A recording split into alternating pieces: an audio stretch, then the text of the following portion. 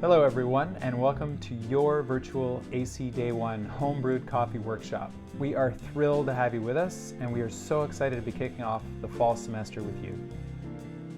Before we get started on the coffee tutorial, I just want to tell you that there are prizes and giveaways to be won all day long, so continue watching on the Algonquin College Student Services Facebook, Instagram, and Twitter pages for more ways you can win. Please participate in the other free virtual events that can be found on the Algonquin College orientation website at algonquincollege.com/orientation. And the event host there will tell you about other ways you can win. One of the prize packs you can win is your very own Aeropress brewing kit, along with 2 bags of Blue Barn coffee, a $75 value donated by me. I'm Paul, and I've never stopped learning and experimenting with new recipes as the owner and chief executive barista for Brew Bar Espresso Catering in the Ottawa Valley. Look, anyone can make truly great coffee at home if you know where to start and you're willing to try and taste new recipes. I will tell you everything you need to know for how to make great tasting caffeinated beverages, including filtered coffee that you can brew to your exact taste. I'll also show you how to make cold brewed coffee, iced maple lattes, whipped coffee, a vegan whipped matcha, and a recipe using the coffee cherry thought to be older than coffee itself. We'll also visit a local specialty coffee roastery who imports the coffee cherry. Let's get started.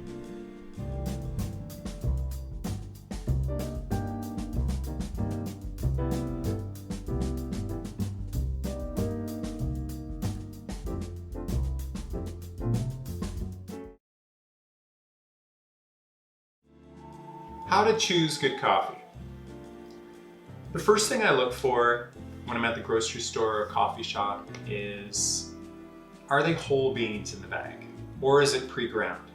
You don't know when they ground it, how long it's been ground for, so one thing to know about coffee is that it gets old and rancid a lot faster once you've ground it. So I always look for whole beans.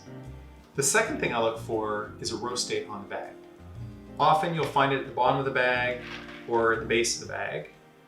I've noticed that a lot of coffee bags have best before dates, so it's really tough to know when the coffee was roasted when you see a best before date, without knowing what the rules are for best before dates. The other thing I look for is, what do I like to taste in a coffee? I find it helpful with some coffee roasters have the tasting notes at the bottom of the bag. This one, for example, has rhubarb, blueberry pie, and others will have chocolate, cocoa, caramel. So you kind of get an indication of what the coffee is going to taste like by those tasting notes. And the other thing is, coffee shops, you have an added advantage because often you can taste before you buy. You get a good idea of what if the coffee is going to be something you like. So how do you keep your coffee fresh? How do you store your coffee properly? Well, the enemies to fresh coffee are exposure to air, moisture, and heat. So when you're ready, when you're done with using your coffee, as soon as possible, force the air out of the bag, make sure it's totally sealed, and store it away in a cool, dark place away from any source of heat. Now, I still hear people storing their coffee in their refrigerator or freezer. The problem with that is every time you open the bag, you're introducing the cool coffee beans, frozen coffee beans, to the moisture in the air. That stays in there and that will reduce the freshness of your coffee more quickly. So why is grinding fresh so important? Well, as I said earlier, storing your coffee in its whole bean form is the best way to keep your coffee fresh, and grinding fresh just before brewing is the single most important thing you can do to ensuring great tasting coffee. Now, if today you don't have a grinder, you can always go to the grocery store or the coffee shop and have them grind it for you. The next level up would be to get your hands on one of these blade grinders, which run about $20 to $30. One thing you want to be careful of is not to overgrind your coffee, because that'll introduce heat to the coffee grounds. And if it grinds it too fine, it might cause problems with, depending on your brew method. The next level up are these hand grinders, which you can purchase for about $60 to $80. And this one's a stainless steel model that I like very much. It's very durable. It's also adjustable for the grind size.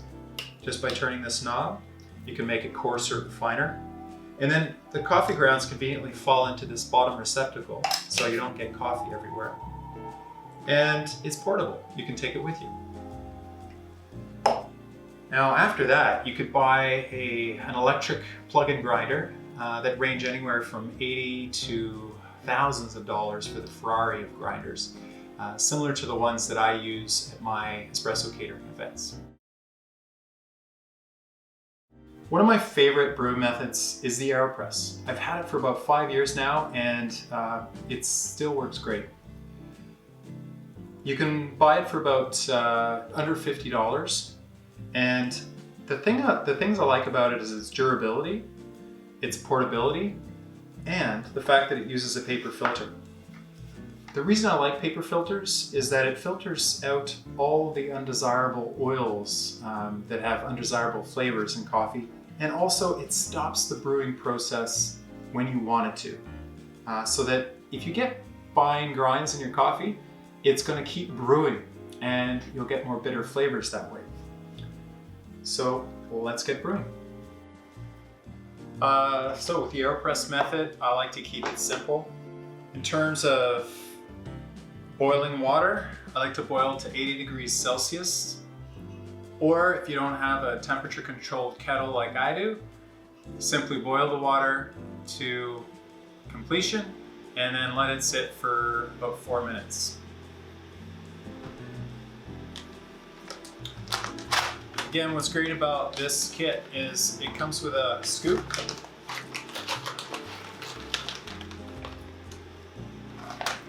Don't have to weigh it.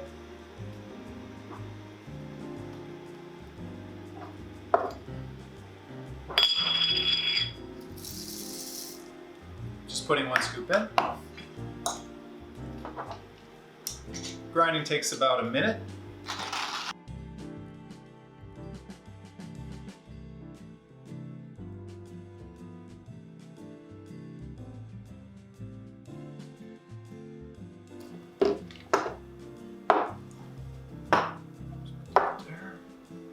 Take a filter, about 100 filters come with the kit.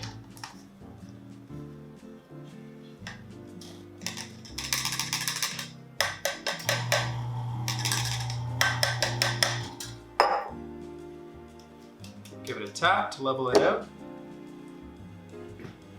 Now there's numbers on the side of the Aeropress, up the side. I like to fill it to just under the 2, but anywhere between the 1 and the 2 is fine. I found it's not very fussy. Take the paddle. It's designed so that you can stir it almost to the filter without touching it. The wings of the paddle keep it from touching the filter. You can give it a good 10 seconds.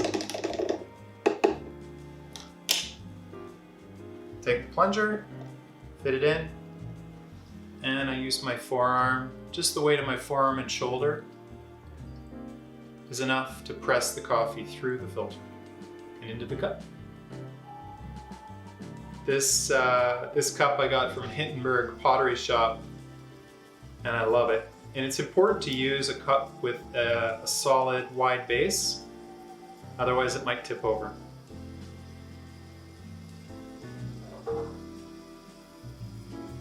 Some people stop when you hear the hissing of the air passing through the vents. I like to go all the way.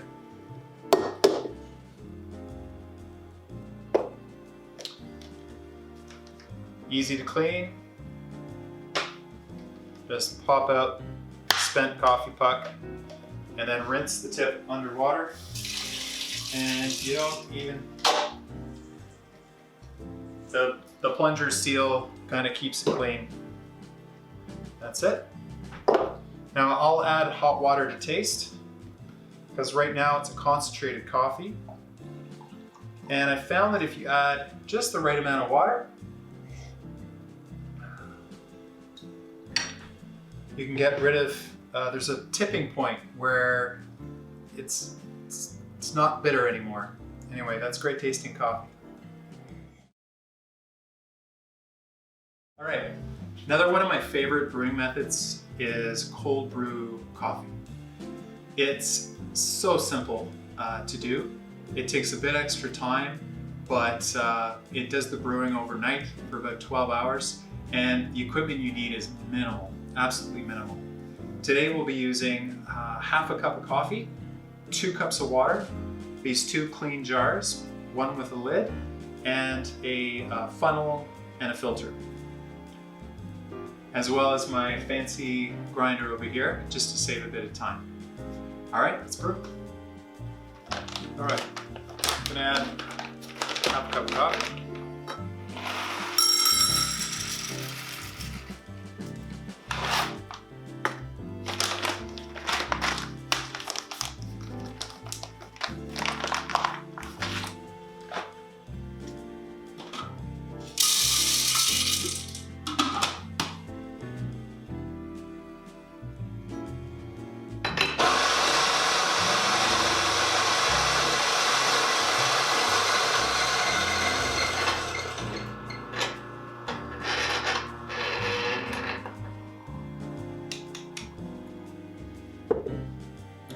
2 cups of water.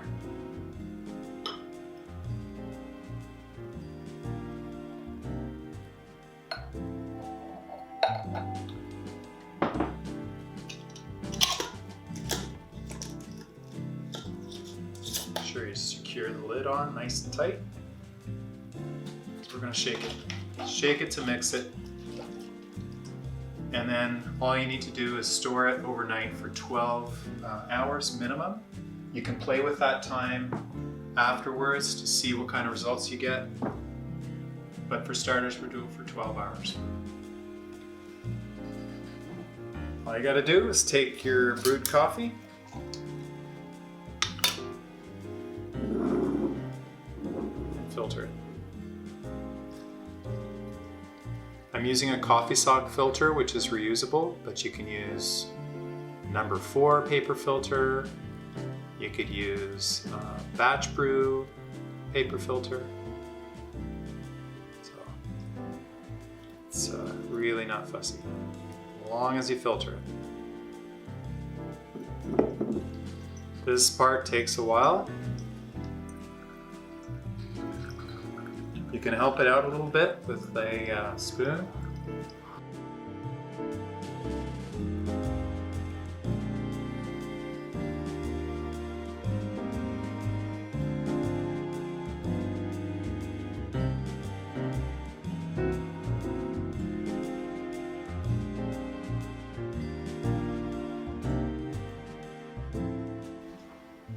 All right, now that our filtration process is done, I'll remove that. So now it's produced cold brew concentrate, which is roughly twice the strength of a regular brewed coffee. So now it's ready to be used as part of a recipe, which we'll cover in a moment. But the other important thing to know about it is that it keeps for up to a week in the fridge, properly covered and sealed. And we'll get to our recipes now.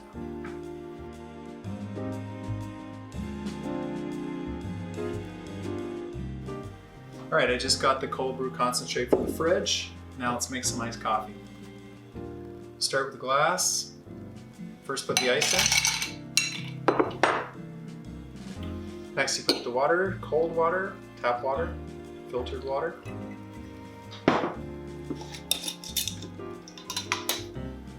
And the cold brew.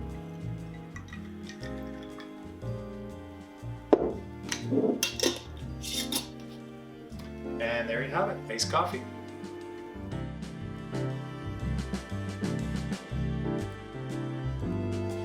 For our iced Maker Latte, fill the glass a little bit less than half full of ice. 2/3 full of milk. A splash of half and half cream to thicken it up, make it creamy. A splash of maple syrup to taste.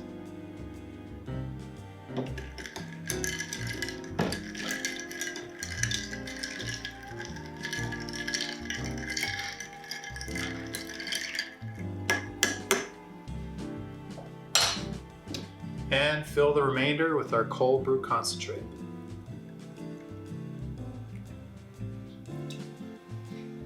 And there you have it, your iced maple latte.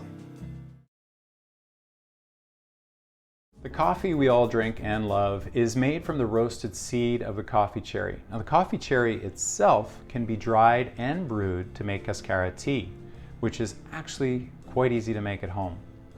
Now, in a few moments, I'll take you through a couple of recipes on how to make cascara tea, one of them believed to be older than brewed coffee itself. But first, let's look at a few facts about cascara. It contains caffeine and natural sugars and can smell like chocolate-covered cherries and taste like sweet, tangy fruit and honey. Now you can serve it hot or iced. One word of caution, do not confuse it with cascara sagrada tea, which is a whole different tea known for its powerful laxative properties. People often assume cascara tea to have high caffeine content based on the buzz they experience while consuming it. This is a bit surprising because cascara tea was actually found to have about 25% of caffeine found in a normal brewed cup of coffee. Now, it may have something to do with the natural sugars found in the dried fruit that is extracted into the drink, but it's still a bit of a mystery. Now, on the flip side, it's more difficult to over-caffeinate yourself with this. You'd probably have to drink a couple of liters of this stuff before that happened. Until recently, coffee cherry tea was unheard of outside of places like Yemen, Ethiopia, and a few other select places. You may not even be able to find it in your local coffee shop. This is really surprising to me for what is the most traded food commodity in the world. That, and in the oldest coffee producing countries of Yemen and Ethiopia, the coffee cherry tea is thought to have predated roasted brewed coffee. As more and more coffee was produced and exported around the world, the excess pulp had little export value and was simply used as organic fertilizer or discarded.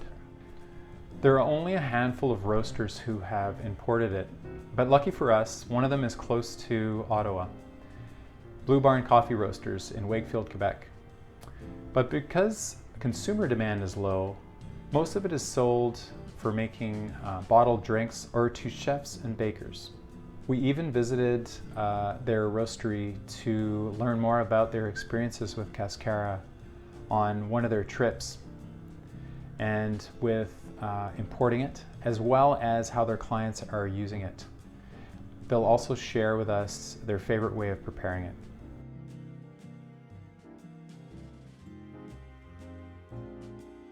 We've been around for a little over 4 years. We, for the most part, import coffees directly from producers. So we have long-standing relationships with partners in origin countries, and we pride ourselves in putting a lot of our energies into finding the best coffees. We've been importing coffee from Luis Pedro for 4 years now, and I was there for the weekend specifically to cup coffees. And I was a little bit early in the season. These trips are usually very hard to time, and none of the coffees on the cupping table stood out for me. Fortunately, what was happening behind me is that Luis Pedro was cupping the first ever batch of cascara that he had processed.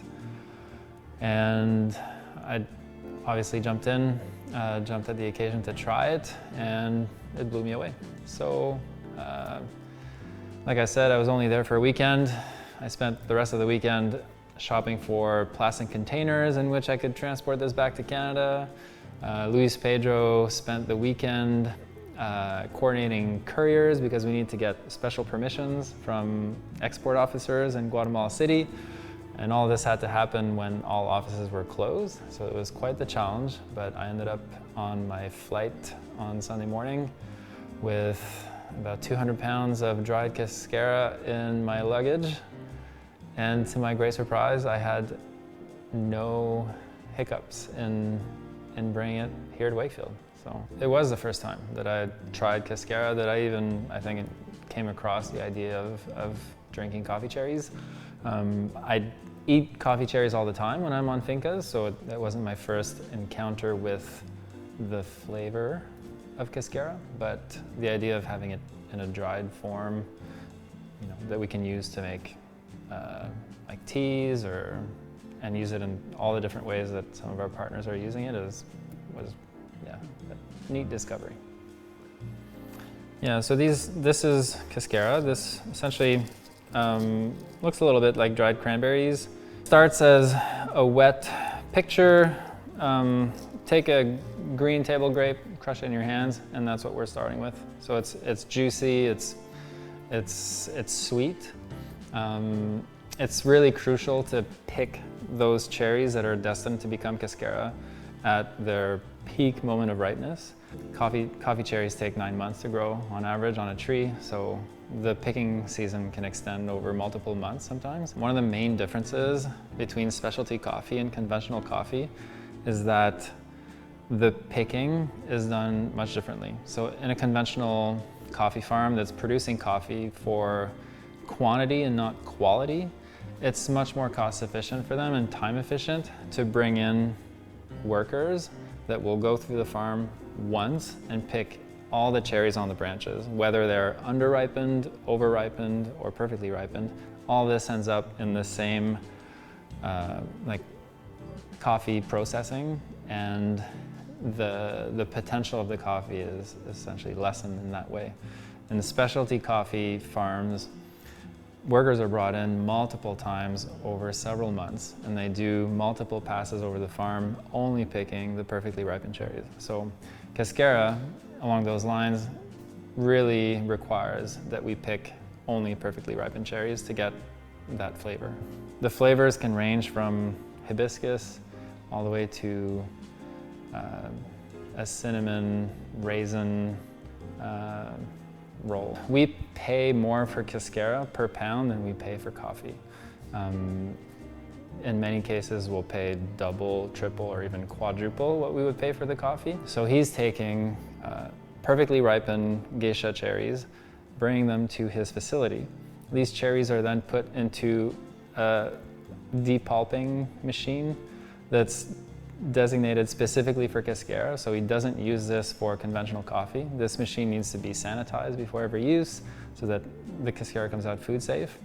And once depulped, this cascara is dried on what we call African beds. So these are essentially, they look like bunk beds with mesh netting, and then the cascara is dried until it reaches an optimal 10 to 12% degree humidity. And then it's packaged. But before being packaged, again, it's hand sorted by hand. And he has many employees sitting in that room, sorting every piece of cascara by hand, ensuring that there's no impurities to it, hence the higher price that we pay for the cascara. Even before the beans are put through the depulping machine, they have to be rinsed in water, and then they're soaked in citric acid baths to make sure that these beans are sanitized and don't have impurities that you would normally find in coffee beans. So it's quite the process. It's definitely more rigorous than preparing coffee, and coffee itself is a very labor-intensive process. But I think if for them, instead of putting this cherry pulp in the compost pile, they can generate $5, $8, $10 a pound from it.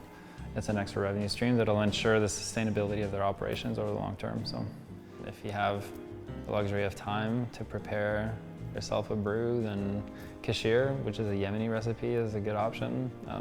It's essentially cascara that's boiled with fresh ginger and cinnamon.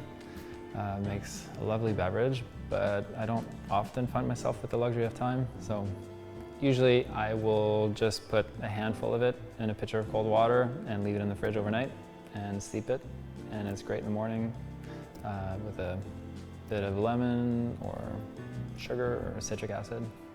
Currently, the cascara is really only available on our website, which is bluebarncoffee.com. Otherwise, you can look out for new beers coming out from the Dominion City, and Mushu ice cream will periodically have cascara ice cream available.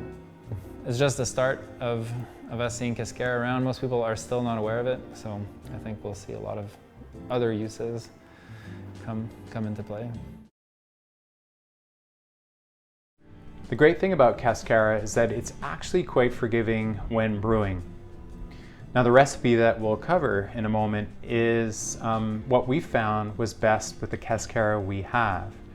But feel free to play around with the ratios and the brew time to see what tastes best for you. The first of the two recipes I'm going to take you through step by step is light and refreshing, and this will give you the true flavor character of cascara tea. I'm just preheating my teapot. You can also use a French press or a thermos, and I will give you volumetric equivalent cup measurements in case you're not using a scale.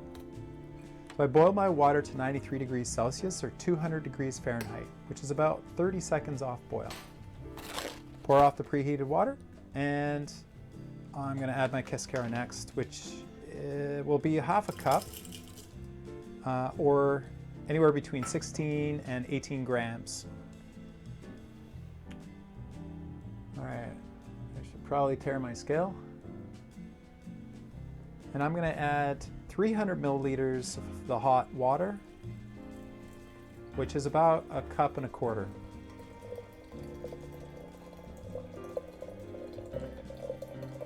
Now notice how clear it is. It's just starting to change a light golden color in the center. Stir it well. About 10 seconds should do it.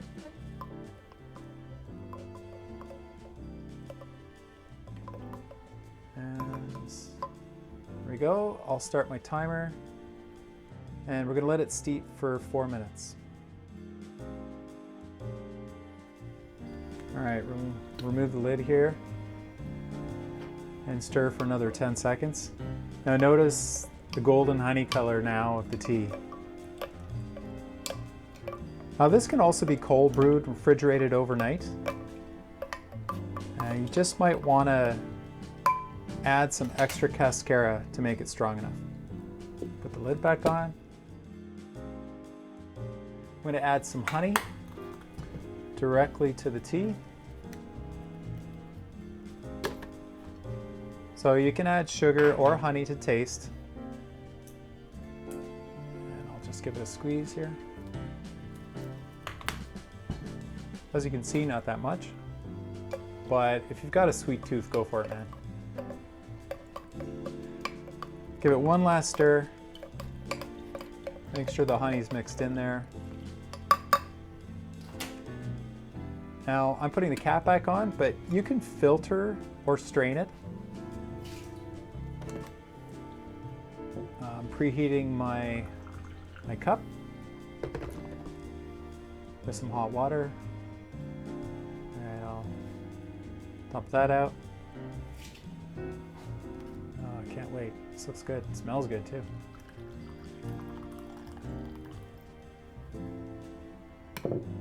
Look at that.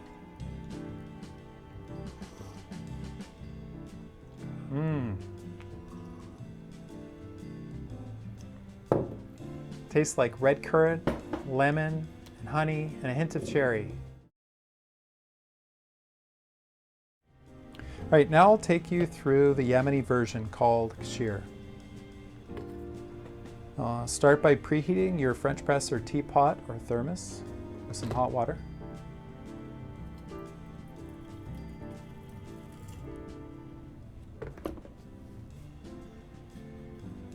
and pour it off. Now you can pour it right into your mug or whatever you're going to be drinking in to preheat that if you like.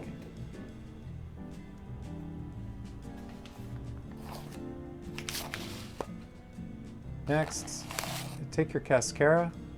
Now I've pre-measured about half a cup, which is about anywhere between 16 and 18 grams. Oh, looks like we got 19 there. That'll be fine. Now we'll do a tablespoon of granulated sugar. I'm using a raw organic cane sugar. You can also add a half to 1 teaspoon of honey if you prefer. Next, we'll add some cinnamon, 1/4 teaspoon. And finally, some grated ginger, 1 teaspoon of fresh grated ginger. If you don't have fresh, instead you can use a 1/4 teaspoon of ground ginger.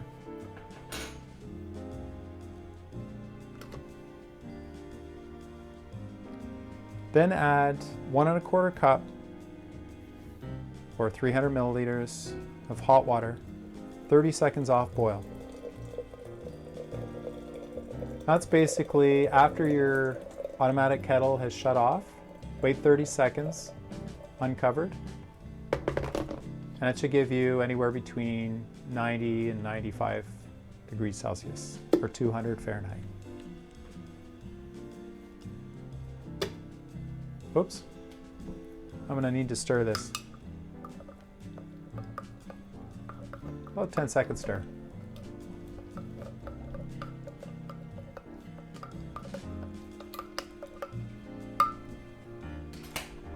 There we go. Replace the lid, make sure it stays nice and hot.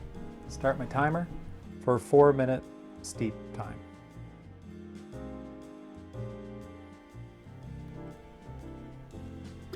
First 4 minutes are up. I'll stir for another 10 seconds. Now Luke and I both prefer this recipe with stronger warming flavors. All right, lid's back on, another 4-minute steep time.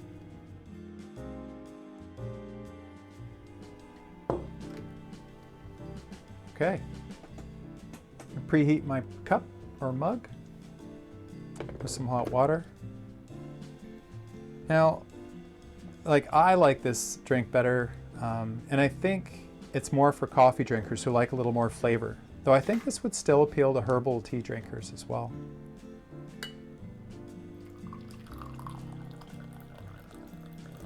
All right, well, I'm just leaving the lid on and it kind of filters out the cascara, but you can either filter it or strain it. Add a cinnamon stick.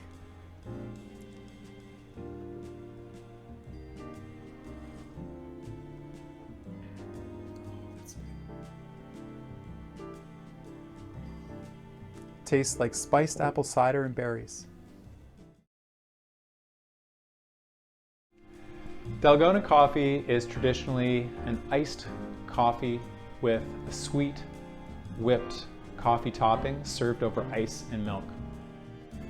Other cultures have their own versions, but most involve hot froth or steamed milk poured over the velvety, sweet, hot coffee mixture as a sort of cappuccino that can be made at home.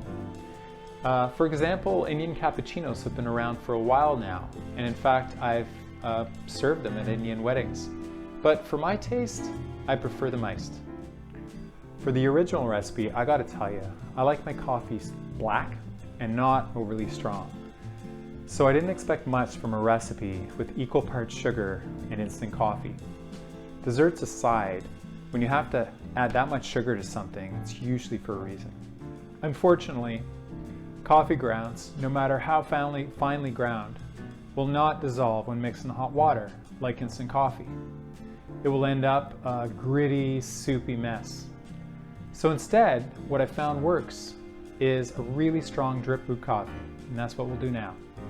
Instead of egg whites, we'll use aquafaba, which is whipped chickpea juice. Now, it might sound kind of disgusting, but it's actually incredible. Since it's really high in protein, It acts similar to egg whites and whips beautifully. It's also cooked, so it's completely safe to consume. I've added 3 tablespoons of freshly ground coffee in a canning jar, or you can use a mug. Now add 6 tablespoons of hot water. It's about 80 degrees Celsius, or you can go hotter if you like. Now as for the coffee, fresh ground is ideal, but if you don't have a way to grind it fresh at home, when you buy your coffee, choose a bag of whole beans and grind at the grocery store or coffee shop. Stir so that all the grounds are completely saturated.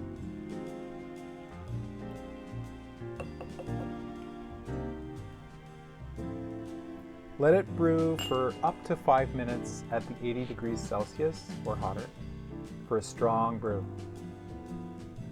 Next, pour the coffee mixture through a paper filter, in a canning funnel or a funnel, whatever you got.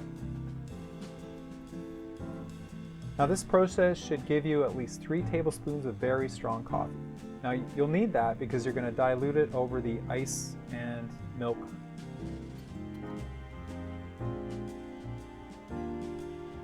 Now in a small bowl, combine 1 tablespoon of sugar, or any granulated sweetener of your choice, or none at all. The aquafaba chickpea mixture does all the whipping work, so we have more flexibility with the sugar.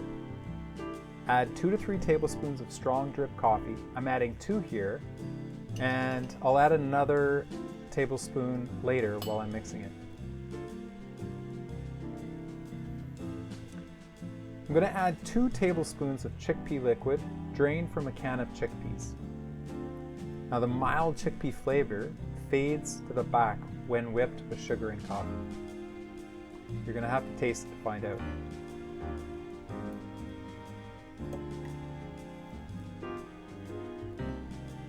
Next, whisk the mixture until everything combines and it forms stiff peaks. It should take about a minute or 2. Look at how quickly this whips up. Okay, so the process is sped up, but it's still fast, and the chickpea liquid is truly amazing stuff. Here I'm adding in another tablespoon or so of fresh brewed coffee to make it stronger.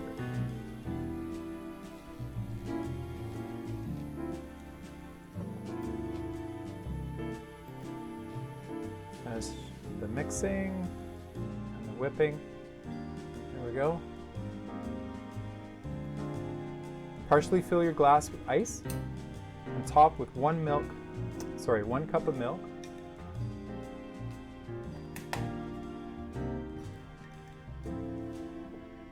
Next, top with the whipped fresh coffee. Look at those peaks. This is looking thicker and creamier than the instant coffee mixture we made earlier. That should do it. Now as an option, you can add some dulce de leche, which is a caramel sauce. I've emptied into this convenient squeeze bottle so that I can add the exact amount and get a little fancy with the presentation here. Look at that. And this is as easy as it looks. Anyone can do this. This fresh brewed whipped coffee easily beats the instant coffee version on flavor and whipped consistency. It's so worth the time and effort, trust me on this.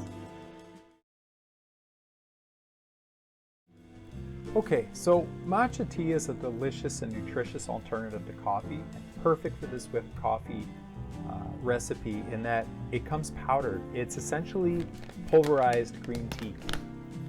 I like Sloan Tea for its quality and flavor, and that it's a great local company. So let's add 1 teaspoon of matcha powder. It's highly concentrated, so you don't really want to add more than that. Next, add 1 tablespoon of sugar of your choice, or none at all. The aquafaba does all the heavy lifting in terms of whipping, so we have a lot more flexibility with type and quantity of sugar.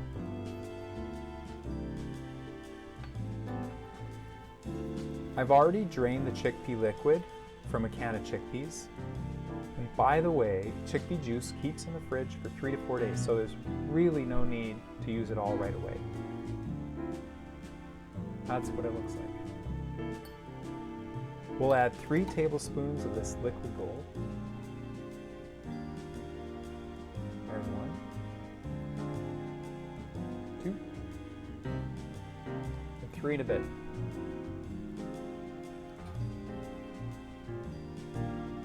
Beat or whisk the mixture until everything combines and forms stiff peas. This should take no more than a minute. Now if you make a larger batch with all the liquid from the can of chickpeas, the whipped matcha mixture can be stored in the fridge for 3 to 4 days and simply re-whip when desired, which can be a real time saver. Okay, so partially fill your glass with ice and top with 1 cup of milk, plant-based or dairy.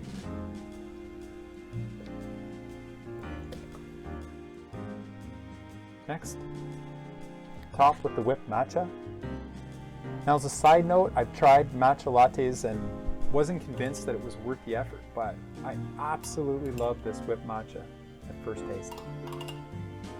It's so creamy and so good.